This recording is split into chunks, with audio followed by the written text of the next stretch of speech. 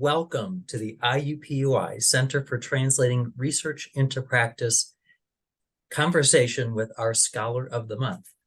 My name is Steve Vieweg. I'm the Associate Director of the Center. It's my pleasure to welcome you here to this monthly event where we have a chance to talk with one of our esteemed colleagues on the IUPUI campus. And today we'll be hearing from Dr. Carolyn Gentle-Genitty. So it's my pleasure to provide some introductory comments to get us started and share with you some information. So I don't know what happened to Professor Vieweg, but we'll go ahead and continue on.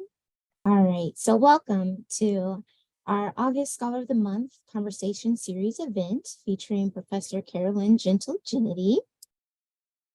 So this is Chancellor Emeritus Charles Arbance and his wife, Professor Emerita Sandra Petronio, and the Tripp Center would not be possible without these two individuals. This was their vision, and that's why we're here today with this event. So thank you to both of them. Some Zoom etiquette reminders real quick. So this is gonna be a conversation. So we ask that if you're not speaking to mute your microphone, so that way we don't have any background noises unnecessarily. And we also wanna see your beautiful faces. So if you can, please, let us see your faces.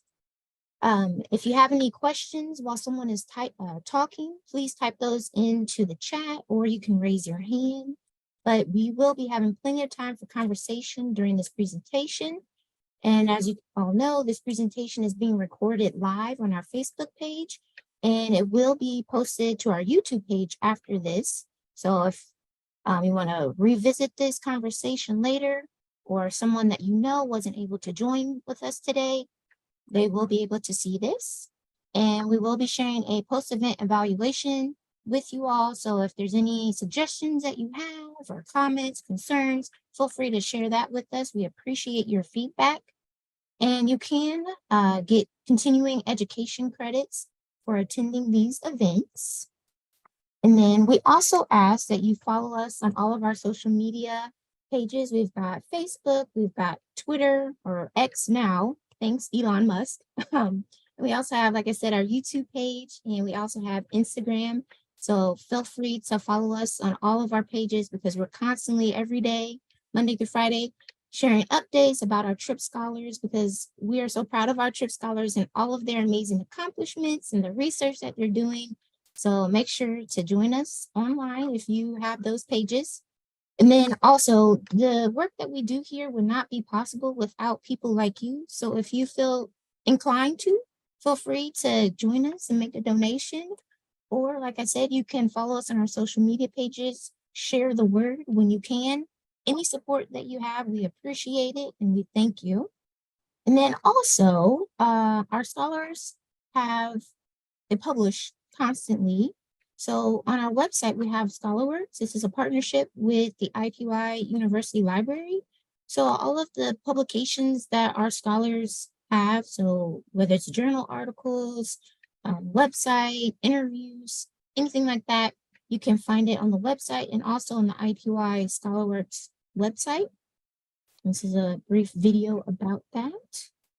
And Jerry Odell from University Library is our partner, and we work closely with him. So he's another point of contact for this resource to you. And like I said, this is free for anyone. And then next month, we hope to see you again as well. We have Dr. Gerardo Malpame, and he will be talking about the first wave of COVID-19 and its influence on social networks of Hispanics. And he was also our 2021 Vance Petronio Tripp Awardee. So without further ado, let me introduce Professor Carolyn Gentle-Genitty. She is a professor in the IU School of Social Work. She also serves as the Assistant Vice President for Indiana University Academic Policy, and she's the Director of the Indiana University Transfer Office with international, national, and local leadership experiences and policy, government relations, curriculum, and teaching. Professor Gentle-Genitty has 20 plus years of experience in higher education administration and leadership experience. She is a leading K-12 higher education administrator with proven success in building relationships establishing positive pathways, curriculum development, social bonding assessment, and developing policy practices for successful student outcomes by emphasizing people, places, and experiences. She's also a celebrated scholar in absenteeism prevention, and she is an award-winning community engaged scholar, bridge builder, and a social worker with professional expertise in human behavior theory. So thank you so much for being with us today, Professor Gentle-Genitty, and I'm going to turn it over to you. Thank you so much for having me. The title of the presentation is Don't Show Up, Cancel Student Success. And I think that in itself is thought-provoking. So I want to make sure that I'm grateful for those that have showed up to support me or to engage in this conversation. I see some of my social work colleagues, my IU colleagues overall. Thank you all for joining. But time is a gift. And so I really want to make sure that I thank you for sharing that gift with me today. I thank Chancellor Bance and others who support this work, but particularly Professor Vieweg and Nuri, thank you for organizing. I want to start off then with a short video. And as we prepare for the video, it's important that we understand in this conversation that we have to create buckets for us to receive new information. And so this short video provides a context for the dialogue that we'll have. And unlike other lectures or presentations that I've been asked to give, this one was hard. It is scheduled as a water cooler conversation. So not a lot of citation and all these structures that we normally see in lectures. I've been asked just to engage in a true conversation around bonding and what we could do to ensure that our students show up and what is student success, but within that context, using a human behavior perspective. Nuri, if you're okay, can you go ahead and show that video? Ow! What are you doing? Are you trying to brush my hair? Hannah, come on, sweetie, get up.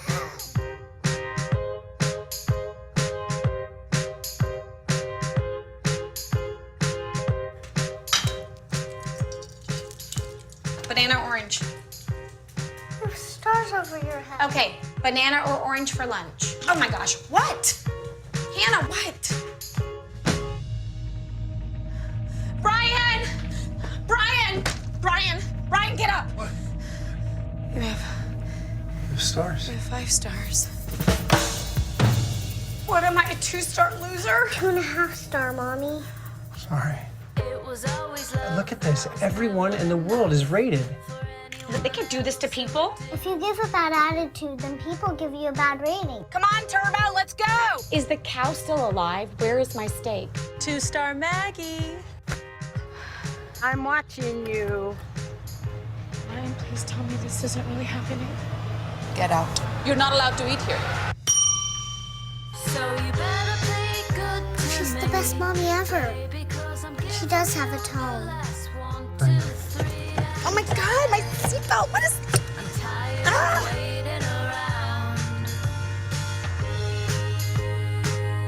Thank you, Nuri. And that's a trailer to the conversation that I want us to have. So if you are ready and able, you can open your mic, but maybe at least 1 or 2 of you. The question is, how many stars would you have? I know on a good day, maybe I may have 3 or 4, but definitely not always a 5. Would somebody want to share? So when you think about just that context, imagine the world actually showed your rating about how you perceive others, how you perceive yourself. Ruth Ann took off her. Yeah, you're ready to share, Ruth Ann? How many stars would you have on a good day? Well, I would hope I'd have 5, but realistically, no, it wouldn't always be 5, 3, 4, sometimes 2, just depends on the day and what's happening. Exactly, exactly. Thank you for sharing. Anybody else, at least one other, what would your stars be?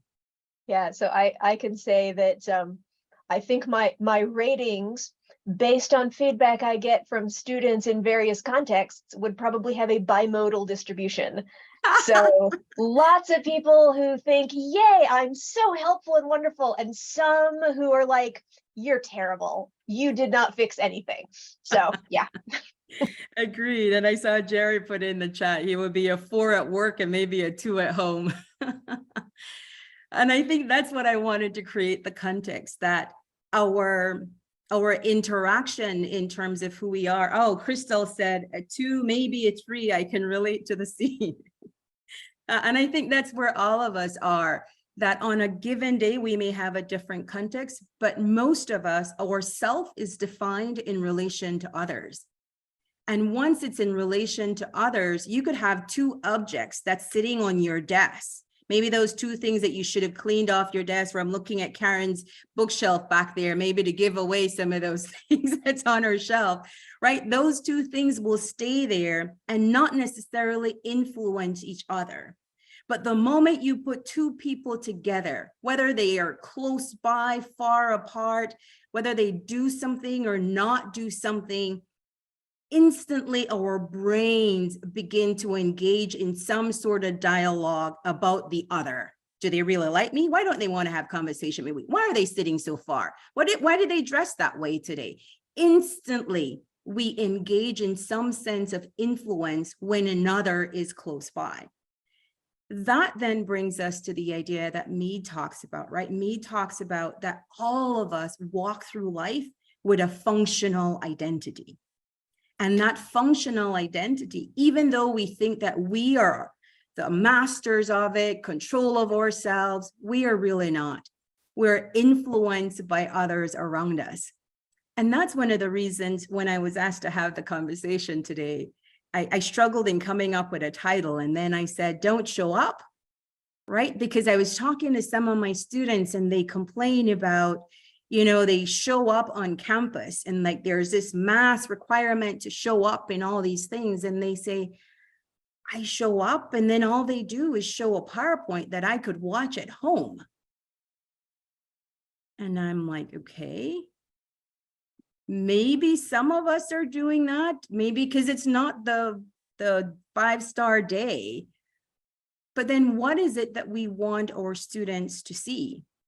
Right? And then I talked to some faculty and they're like, oh, it's a ghost town when you go on campus. There's nobody there. I should have just stayed home. There's nobody to talk to at the water cooler. So faculty are also experiencing this. Administrators are experiencing it. Customers are experiencing it when they go to certain stores that normally had 10 tellers that now probably only has 2 and the line's longer. And that's because of our interaction in relation to others. When we go out, we want people contact. We want others to guide. And it's through those interactions that we then find our functional identity, which brings me to the second question I want to ask. Maybe 1 or 2 of you could share. If you had to introduce yourself without your functional identity, what word would you give to yourself in your introduction? Not a teacher, not a mom, not a sister, not an aunt, not an administrator, not a driver, no roles. What would your identity be and what would your introduction be? Anybody want to jump into that quick one?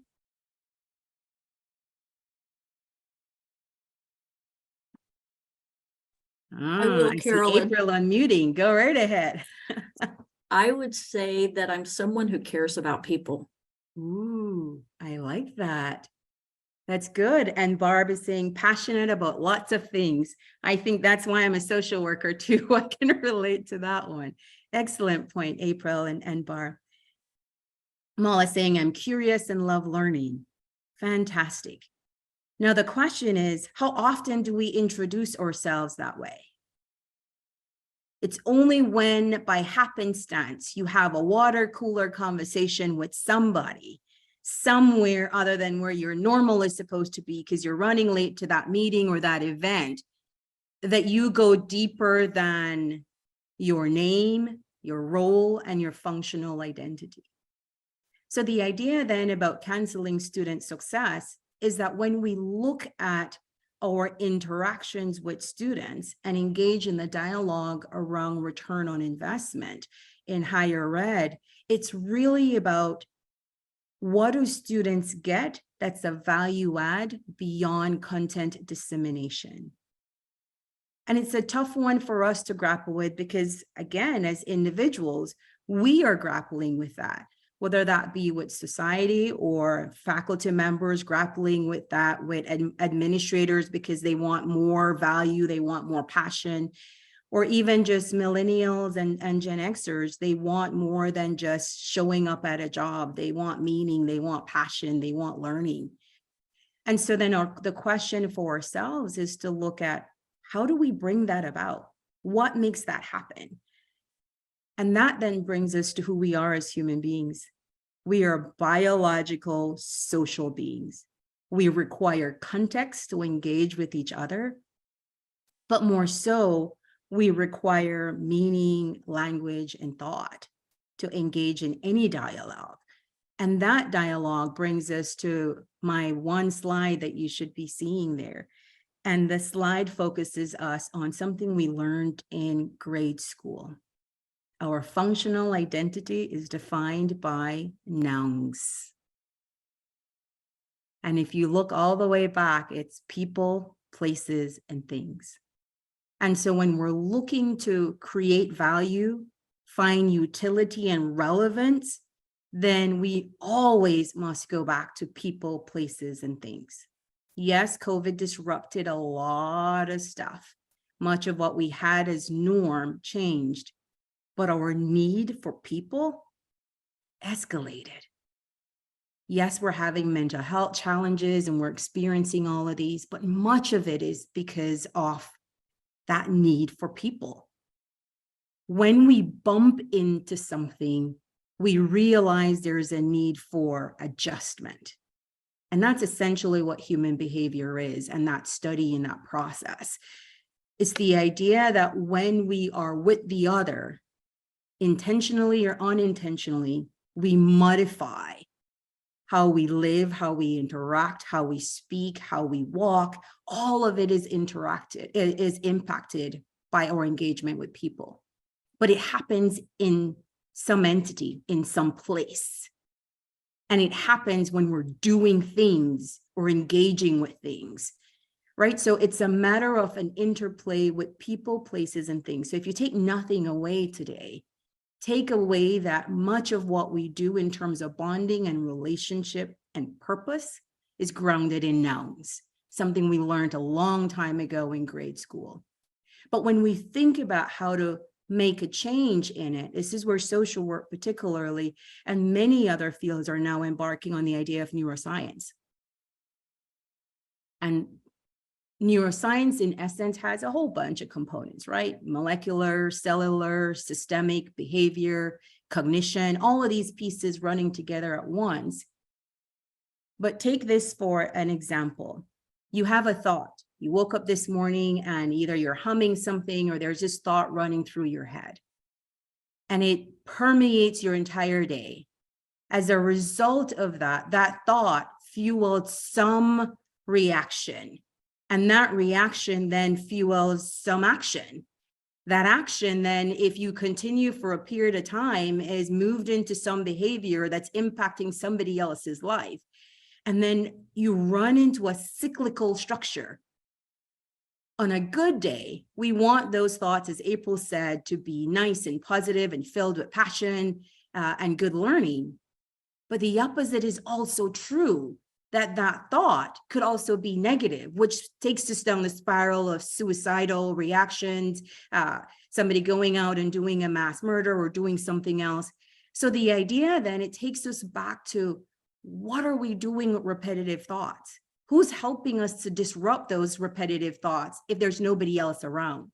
And that's why when we look at COVID in that broad structure, we ended up with a lot of people having repetitive thoughts with difficulty interrupting them because many of us were not around to interrupt those thoughts. It's the same reason we're having a dialogue in higher ed, because students want to learn from YouTube. Many of us want to learn from YouTube, But I wouldn't want to have a dentist that only watched a bunch of YouTube videos working on me when I already have a fear about dentists, right? The idea then is that we still need some level of adjustment. We still need some level of assessment. We need a level of, is this right? Am I on the right track? When compared to others, am I following societal norms and structures? If we bring the example of the dentist that learned most of the stuff from YouTube, who's validating? Is there an accrediting body? Is there an exam? Is there something else that's taking place?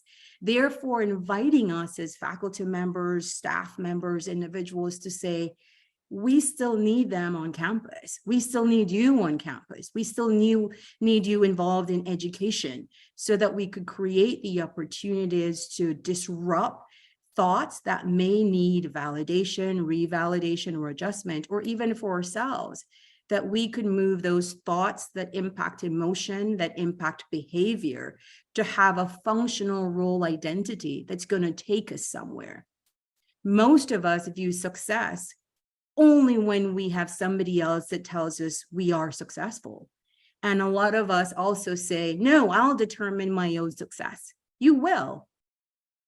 And yet others do, because you're looking at norms. You're looking at, let's take, for example, somebody comes and says, oh, you got a score of 40. And you're like, okay, I'm not quite sure what that means. And then somebody else says, well, the score was out of 40. You got 40, so-and-so got 20 something and 30. And you're like, whoa, now I should celebrate, because you have context. And so success in itself, though individually defined, we may recognize that it's only through those interactions that we determine whether or not it's good, relevant, necessary, or that it's moving us forward. And that's the idea of making sure that we understand the mirror that we use for ourselves. Who's influencing that mirror? Whose thoughts are in our heads? Whose behaviors are we adopting? And does that take us to where we want to go? But when we think about people, places, and things, then I ask you to step back. And it's Maya Angelou's statement about, you may say things, you may do things, but it's how you make others feel. And so in your view of self and finding that utility and relevance for value, are you truly creating feelings that people want? So going back to our 5-star or 2.5 stars, on most days, do you believe you're evoking that feeling that's necessary for others to want to be around you, or to view a version of themselves and then move on to who they want to be? It's the idea also, and I'm going on a tangent here, but it's the idea around ChatGPT and AI. And yes, it can probably do a bunch of things, but when it comes to feeling, that's something that's really uniquely ours. Yes, they can scrape the whole internet and write the whole paper, but when they're in your class and you say, okay, that paper has been written, now tell me how you thought about those concepts. How did those concepts come together? Why did you choose that topic? Then we get at critical thinking, how we think about thinking, and it moves us down a path that's very different. And so this is where I want to open up for dialogue. I said I wasn't going to give a lecture, and I feel like I'm doing all the talking, but it's the idea then that Herbert Mead talks about the concept of intelligence, and that intelligence is really about the use of something. You won't know that you're really smart or intelligent until you're doing something. The same thing with students. You can teach them a whole bunch of stuff, but you still have to ask them to write that paper or do that essay so they can demonstrate, right? They could use it for something. And in the same vein, he talks about learning being habitual ways of acting, right? So if we do it one time, we may not be perfect at it. But if we keep doing that same thing over and over, then that learning becomes oiled well enough that we have some sense of confidence in it. And then we take on a role of being good at it and then move into that functional identity, which then moves us to our nouns, right? People, places, and things. We want to show off. We want to put it somewhere else. We want a badge. We want everybody to know. And I think when you put all of those together, it's why I get the energy to do what I do and interact with people and focus on social bonding. Social bonding in itself has the idea of commitment, attachment, and belief, right? Those are the 4 concepts. But it talks about we are nothing without those 4. If we're not engaged in something, committed to something that gives us that passion, attached to pro-social individuals that we can create change. And when we talk about absenteeism, if I put a plug there, a lot of the students talk about not being engaged, not being committed to anything, that when they show up, there's no place for them. They don't feel a part, and there's no purpose in them being there. There's nothing that they're committed to.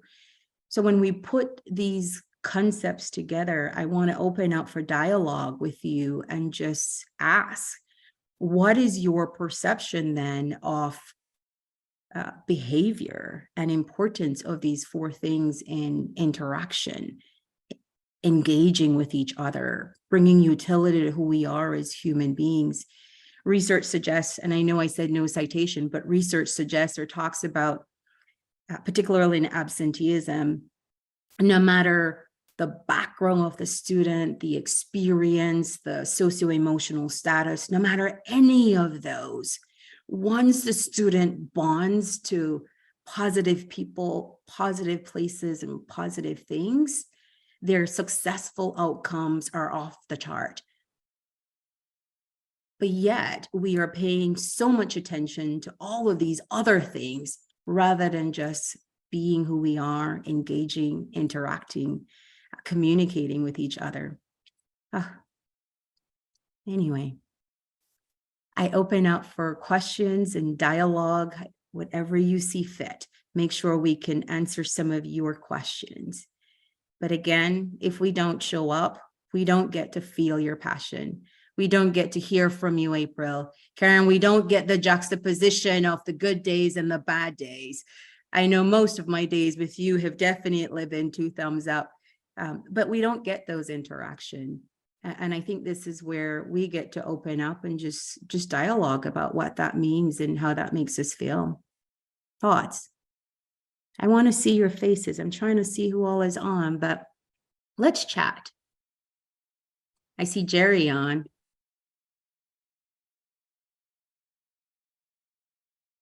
So we do hope that you'll take advantage of the suggestion or request to turn on your camera so that we could engage in conversation and reflect on some of the ideas that Carolyn is throwing out there for us to consider.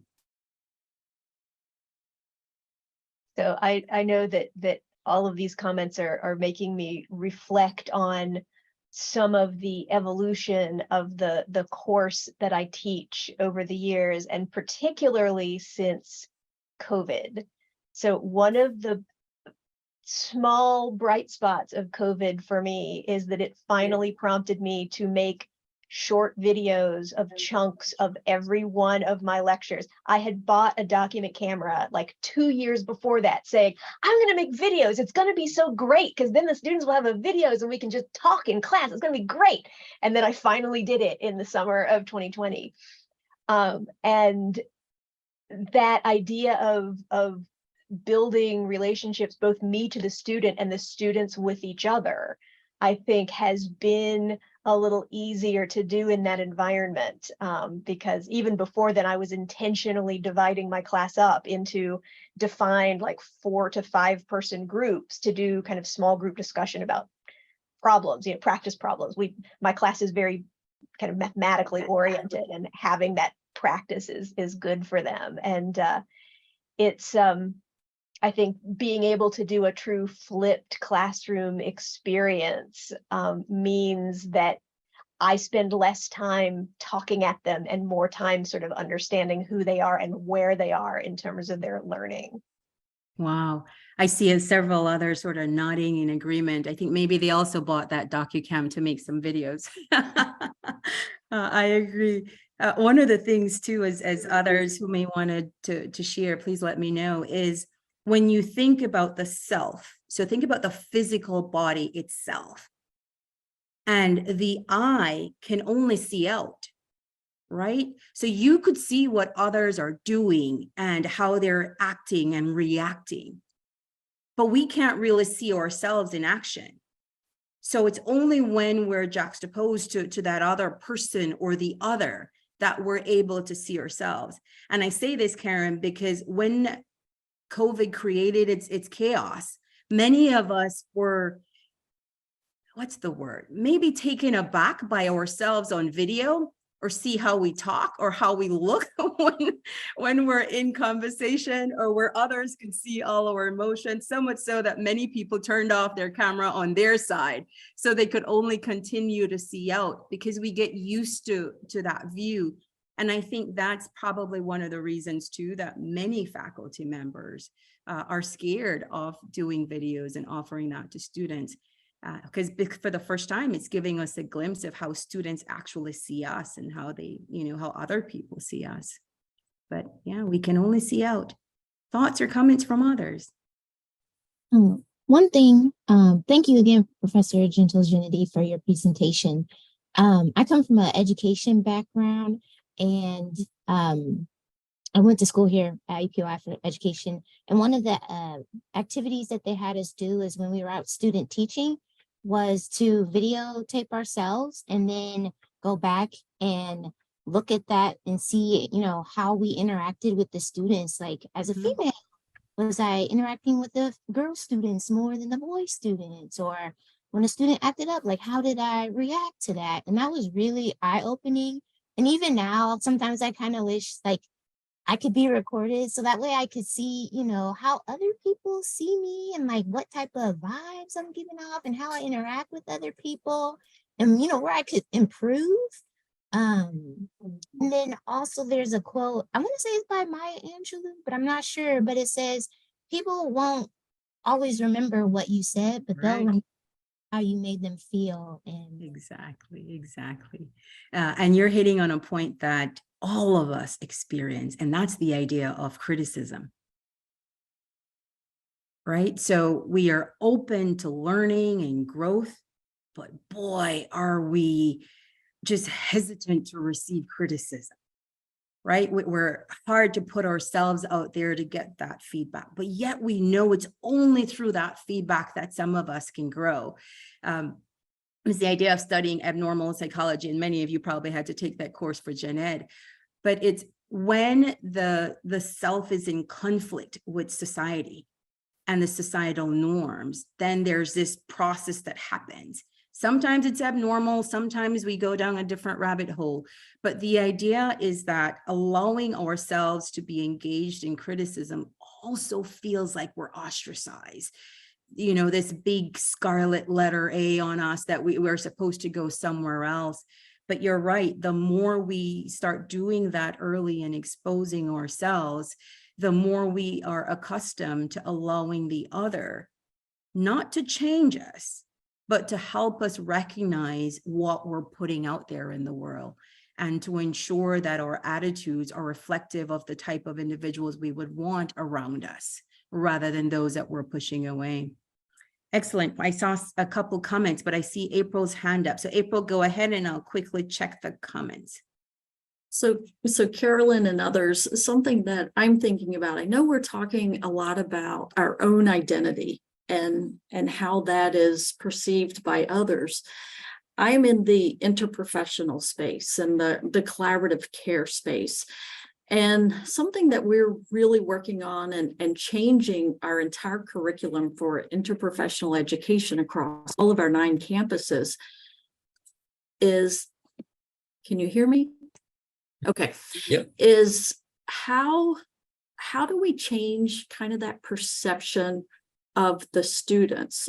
Because they're coming in with their professional identities into a space that some are uncomfortable. Some they have been told that you're always the leader of the team. Others are kind of feeling inferior. And we're really grounding this with the theory of planned behavior.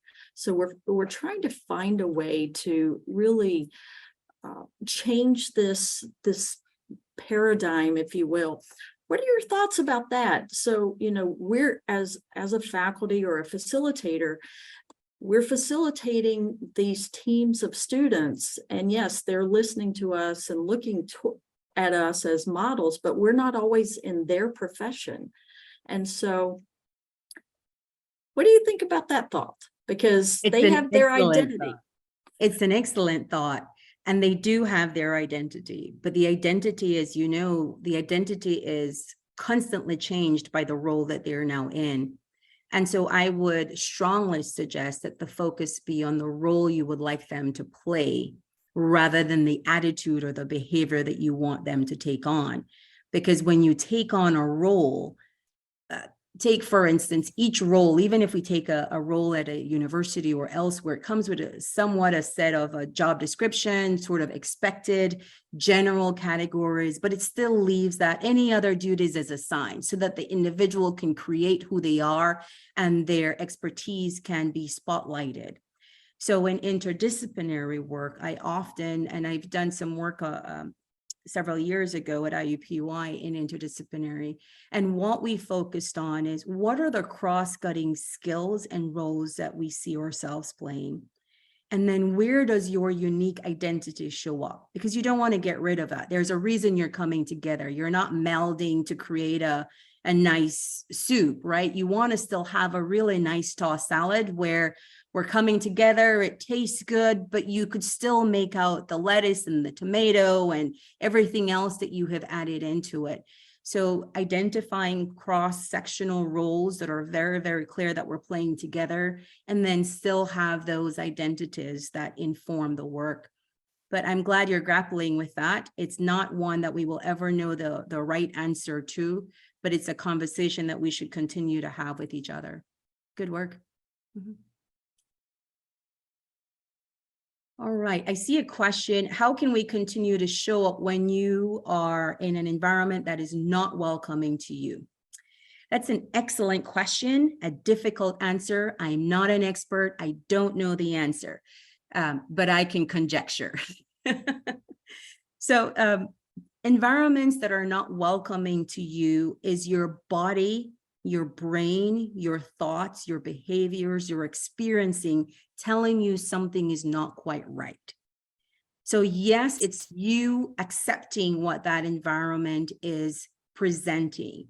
Your responsibility then is to ask yourself, what is it that I want from this environment that's not quite here yet? And then using your own agency to explore avenues and ways for that to occur, or for you to gradually create an environment that can change that current environment that's there. And that's one of the reasons we go through, and all of us do this, right? We talk about group norms, and we go through that norming, storming, performing. It means that when we come together, just as April indicated, we bring our individual identity. I'll take it out as a separate example outside of education and bring it into, let's say, marriage. You spent your entire 18, 20, 30 years, 40 years, whenever you get married, individual, independent, creating your own account, creating your own identity, getting your own house, your own apartment, and then you decide to live together. And then in that chaos, you have to gradually assert what's important to you. The other person does the same, and you negotiate. And it's in that negotiation that you create that new environment. And that's no different for every interaction we have with a friend, with a sibling, with a faculty member, with another student. I'm not saying it's not going to be difficult. It's going to be hard because you have to come out of your comfort zone to understand why that environment is and why those individuals who are there like it that way. And also for them to learn from you why that's a chafing experience for you.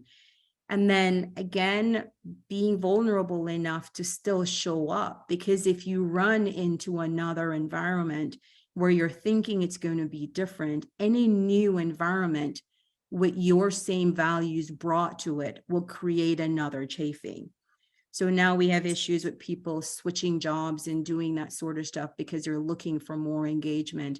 And sometimes if you're not quite clear what you want from the job as well as from the environment, you may find the same challenge with that chafing and never the answer that you seek. So Cindy, hopefully that gets close. I don't know if you want to come on camera or give me a thumbs up to say you're close. No, that was wonderful. Thank you. Excellent. And that's exactly, I love the idea of, creating your own agency, asking the question, what is missing there? And so I just a follow up, how can we form our own agency? This is good. So that's something I will research further. How can I help students and members of our communities form their own agency? Asking the question again, what is missing here? What is missing in the environment that we are in?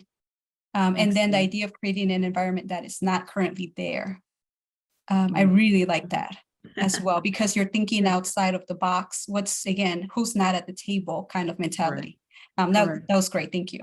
Good. Welcome. Welcome. I'm happy to hear that. And the idea of creating your own agency is Michael Lerner talks a lot about surplus powerlessness, right? Because we don't have control of a certain aspect of an environment or a situation, we then give up all of it.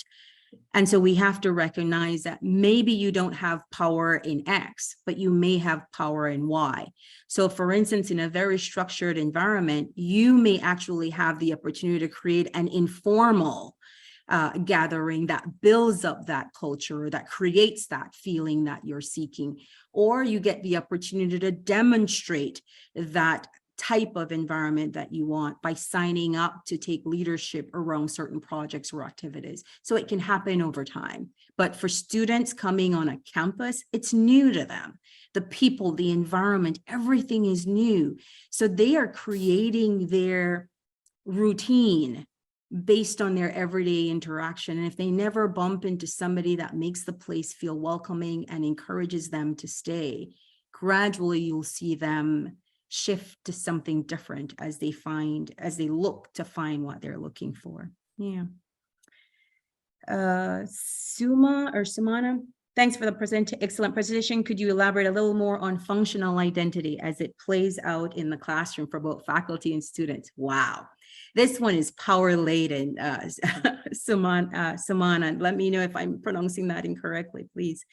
The idea of functional identity is it's positive and negative, right? So you could go into an environment and you answer a question in class, and the response that the faculty member gives you as a student puts you down or lets you feel inferior, or the classmates go, why did you ask that question?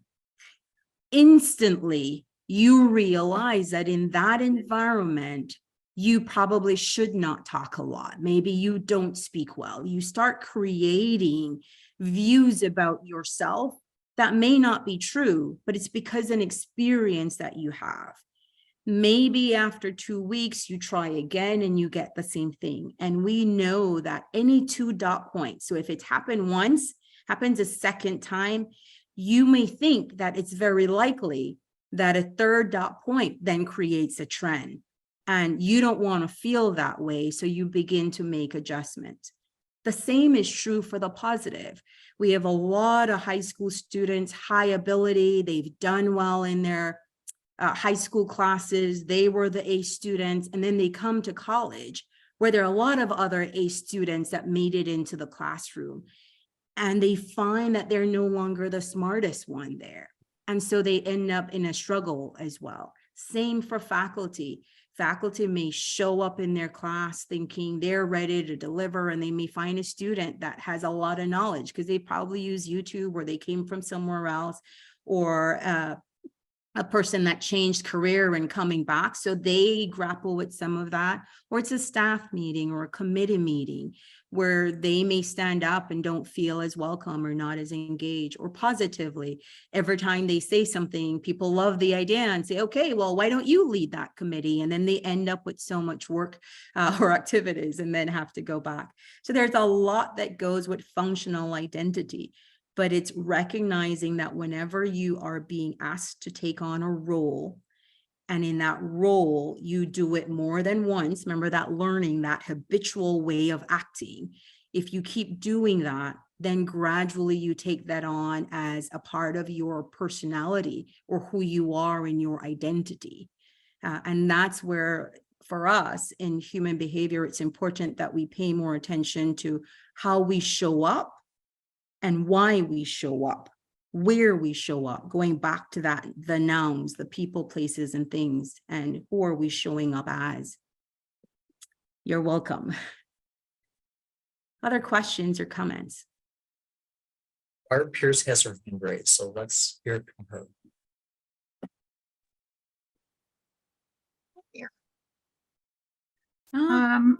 How are you?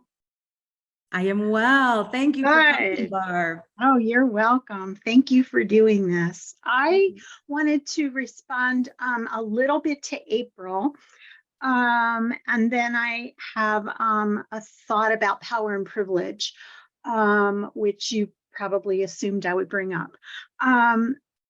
With regard to interprofessional education, which I adore and love, one of the things that to kind of get at that, how do we get everybody, you know, sort of on the same page?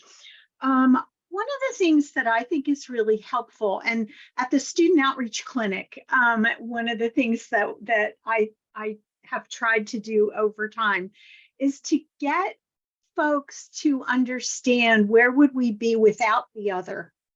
Where, if you're a doc, where would you be without the social worker? Well, you know what, your clients wouldn't get what they need in the community.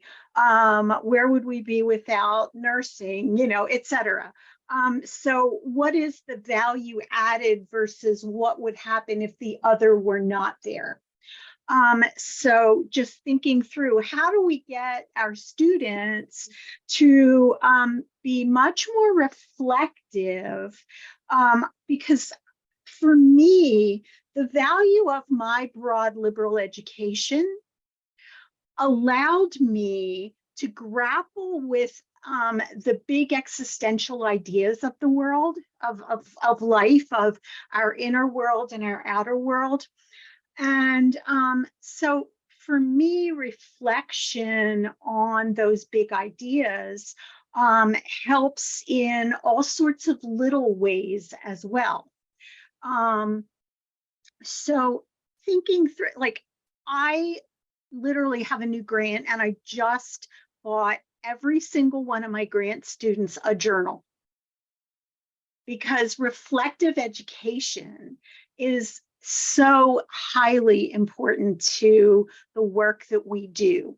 So they're reflecting from now on. That's just part of what they're going to do. And so learning to think critically, learning how to deal with, I know, Carolyn, you've talked about the outer world, the context, but there's an inner world and an inner context as well. And grappling with your own self as a college student and as a graduate student is highly important, because that gets at this idea of, how do we think through our own power and privilege, and how do we use that for good or evil? And we can use it for good or evil, right? And so thinking through how I come across to the other based on my power and privilege, how do I use, how do I think through that perspective? How do I think through the perspective of others is an important consideration. And I think that's where, going back to interprofessional education, we can ground people in that sort of sense of reflection and how we come across to the other, and how we use power and privilege in the workplace, in our education, in our own inner soul. Nicely said, April. April's ready to go. Go for it, April. Well, I was going to type it. Barb, thank you. I know we've worked together, and you being over at the Student Outreach Center. I love that idea. And obviously we do have reflections incorporated into a lot of the work. The other component of this, as I was speaking of students, is then looking back at faculty who haven't experienced this collaborative effort and how much they value collaboration and the value in being interprofessional and really speaking the language. There's a disconnect many times with that. And so it's looking beyond ourselves. Absolutely. Absolutely. Yeah. Thanks, and Carolyn. I think You're the welcome. faculty, those of us who are really engaged in this work need to come together and, be much more open and honest and, sort of out there with it, right? Indeed. And I think both of you are on to something really good. The piece that I think is still sort of crusty on the outer end have to do with utility and relevance. Reflection is effective when the learning shows up when the student is ready. And a lot of our students, particularly our students who live dynamic lives, there's still a lot of day-to-day Maslow hierarchy stuff that they're working through. And sometimes we are, not all of us, but sometimes we find ourselves, for lack of a better word, I'm going to use naive because I'm in that group as well, that we think when faculty show up for some reason that they're ready at the tip top of that process to engage in reflection. And sometimes our faculty members themselves are laden with debt, engaging in a new family, creating a new house, doing all, so that they themselves are not even ready for reflection. But I agree, Barb, as well as April, that it should be at the center, but it should also come from utility and relevance for those who are showing up at that time for that work, and then the ability to move it on. I know, Barb, and we talked about the idea of power and privilege. And power and privilege is a societal term. It's a process that has been defined by others. And so sometimes individuals themselves find that they're grappling with, how much power do I really have? I'm a faculty member, but there's so many rules and restrictions that I can't engage in. And the student is saying there's so much that when they show up together, they're not even sure of how much power they have together to create the change that they want to see. So I think it's some of those that you're right, we still have to grapple with. And if those repetitive thoughts are there, who knows what's going to come out of it if it's not disrupted. So reflection helps that disruption. Jerry, was that you that unmuted? Did somebody else I saw? And I know Well, I I'm need to jump getting in the and signal remind from us, Carolyn, from Professor Vieway. Well, I have to remind us of the time because we know that many of you have obligations at the top of the hour. So we do want to pause and thank Carolyn for engaging us in an amazing conversation. And you can see we're not done. This is a conversation that needs to continue. And we hope that this can be a space where we have those opportunities to have deep, meaningful discussions about important topics like this. And we'll, as we have been in the past, we'll thank all of you for coming now and officially end. We'll hang on for those that want to have the after conversation for a little bit as we cross into the hour. But if you have to leave, we understand. We'll remind you to please fill out the evaluation that you're going to get in a follow-up email. And of course, if you have any questions or ideas, you're always welcome to reach out to us as well as to Carolyn Gentle-Genitty. I'm sure she's willing to engage in more conversation. So thank you all, and thank you. Let's give Carolyn a round of applause as you're getting nice comments in the chat as well. So we'll end it there, and then we'll allow for the after conversation for those that still have a question or comment or anything else that we need to talk about as we wrap up for the day. Nice applause. Thank you, everybody.